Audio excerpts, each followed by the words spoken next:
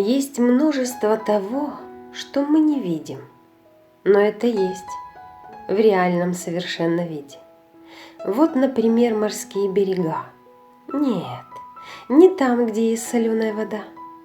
Есть море радости и света. В нем можно плавать и зимой, не дожидаясь лета.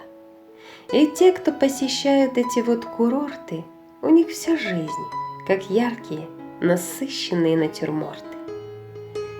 Сюда приходит, чтобы просто жить, не набирать проблем, а жизнью дорожить, не мчаться за какими-то вещами, а замечать, что рядом с нами.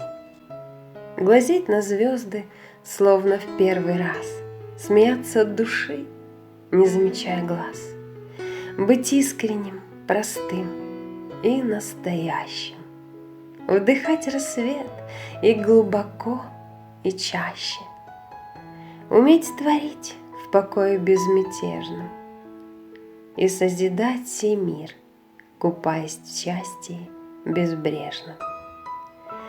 Ах, не ходите вы к другим морям, купайтесь в радости день ото дня и выбросьте билеты, что к унынию ведут. В том водоеме только тонут. Есть много мест, невидимых для глаз. Ты можешь очутиться там в мгновение и в раз. И отпуска не нужно ждать, чтоб к морю радости попасть опять. Кто знает, может, встретимся мы с вами счастливыми морскими вечерами.